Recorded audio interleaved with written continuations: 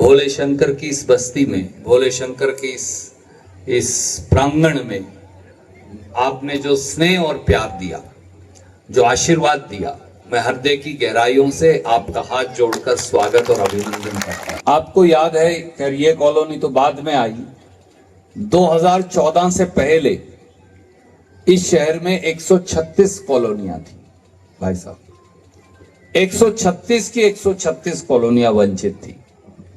मुझे आज भी याद है 2005 में जब पिताजी चुनाव जीते और मैंने काम शुरू किया तो हमारा ये शहर एक सड़क का शहर होता था।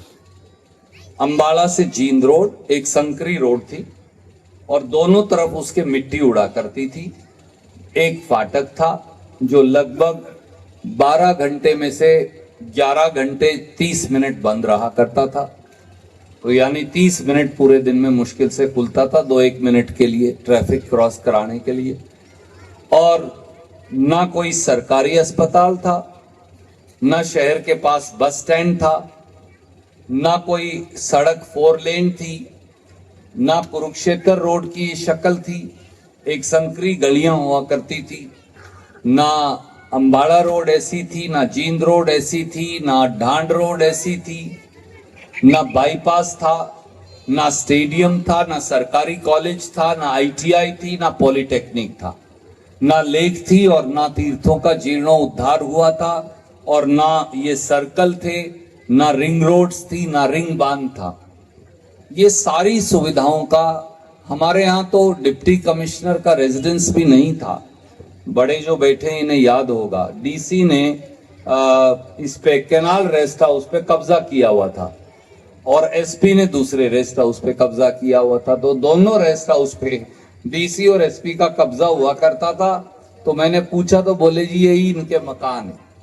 और जज साहिबान जो हैं, डिस्ट्रिक्ट जज, एडीजे, जुडिशियल मैजिस्ट्रेट, सब जज, किसी का कोई मकान नहीं था। देश की आजादी के 68 साल तक हमारा ये शहर इन मूलभूत सुविधाओं से महरूम था।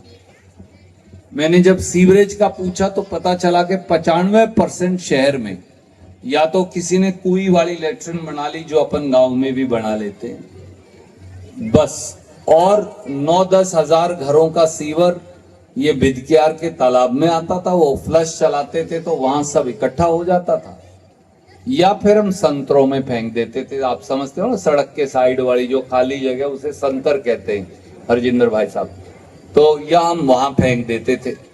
पीने के पानी की ये परिस्थिति कि हम सबमर्सिबल का पानी पीते थे और नहर का कोई वाटर वर्क्स देश की आजादी के 68 साल तक हमारे शहर में नहीं था। और हमारे यहाँ पीने के पानी जो अंडरग्राउंड है उसके अंदर बहुत सारा फ्लोराइड है या सॉलिड पार्टिकल्स हैं, जिससे सेहत खराब हो जाती है, हड्डियां खुरती हैं। वो इस तरह का पानी अपने यहाँ नीचे, पर वही पानी हमारे पास, उसका कोई चारा नहीं था। 10 साल तक आपके इस भाई ने, आपके इस साथी ने एक एक चीज का नए सिरे से निर्माण किया।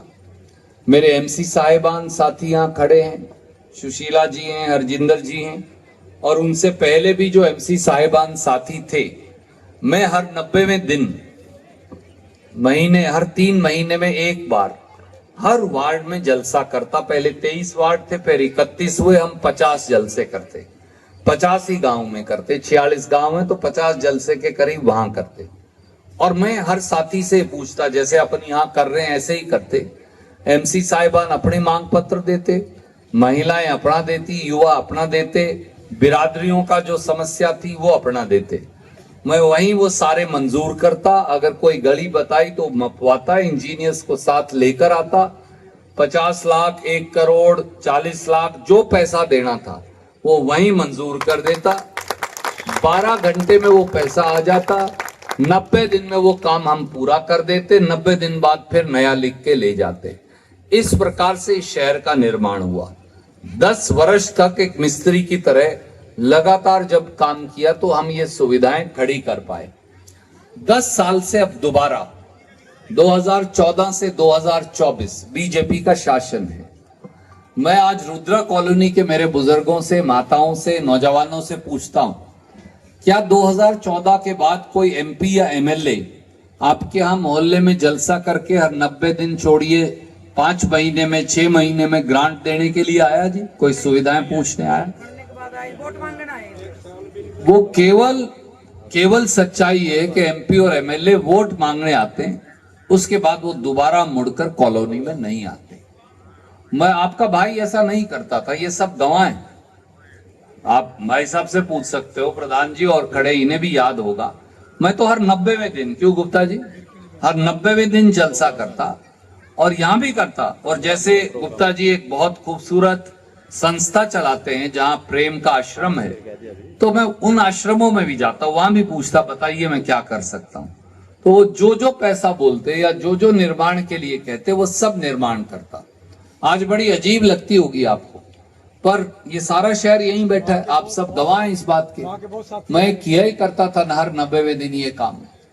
अब वो चले गए तो आप, इसके पिताजी थे, म्युनिसिपल कमिश्नर भी थे अरविंद के, वो भी मेरे साथ जाते और साथी भी जाते, तो हम ये काम करते। अब 10 साल से कोई मुड़ के आता नहीं। जिन लोगों को हमने एमएलए बनाया वो क्या करते हैं, पुराने जमाने में ना जी, जो बूढ़ी माताएं हैं मेरी, वो हमने तो देखा, वो एक मशीन सी लेकर आया करते कारीगर, तो वो फूल बनवा लेती या हाथ पे लिखवा लेती ओम या एक ओंकार, हमारे सिख भाई जो हैं, या कोई शिव जी की फोटो बनवा लेता है, हनुमान जी की। हमारा जो एमएलए जिसको हमने वोट दे के बनाया था, उसने हाथ पे खुदवा रखा है, मेरी तो चलदी को नहीं। बस अगर उसको कहो भाई हमारी गली बना दे, सड़क बना दे, मेरी तो चलती नहीं।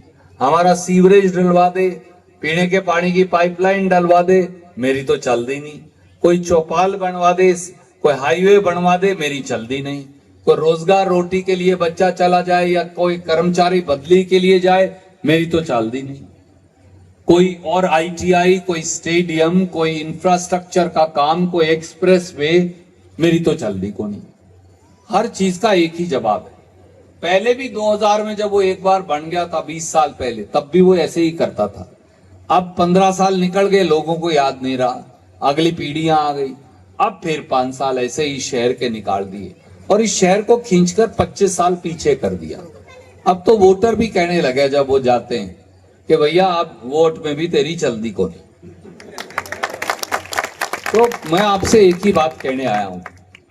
अब मुझे मालूम है कि रुद्रा कॉलोनी की काड़ा साहब ने मुझे जब मिले भी थे, बहन जी भी जब मिली थी, और मेरे साथी कल्याण, सारा परिवार यहीं रहता है, बाकी सारे साथी भी यहाँ रहते हैं। बहुत सारे साथियों ने अब धीरे धीरे यहाँ आशियाना बना लिया। सब साथियों ने बताया कि यहाँ कितनी समस्याएं हैं। अच्छा, हाँ, वो ये ना जी अप्रूव्ड अनअप्रूव्ड भी, अबर बहन हम तो ये अप्रूव्ड अनअप्रूव्ड नहीं करते थे, पूछ लो इनसे। हम तो सिर्फ काम कर दिया करते थे, बाद में होती रहती थी अप्रूव अनअप्रूव में क्या है। तो मैं आपसे एक ही बात कह के जाता हूं कि हर वो वोट जो आप कांग्रेस पार्टी को देंगे, हर वो वोट जो अजीज आदित्य सुरजेवाला को देंगे, अपनी इस कॉलोनी का जी एक एका बना लीजिए और सारी वोट, कई बार ये जरूरी होता है, सारी वोट कांग्रेस पार्टी और हाथ के निशान के आगे डाल दीजिए। बाकी का काम कॉलोनी का फिर मेरे ऊपर छोड़ दीजिए। क्यों? अगर हम बंटे रहेंगे तो काम करने का भी पूरा मजा नहीं आता। मुझे तो करना ही है, आप एक भी वोट नहीं देंगे मैं तो भी काम करना है।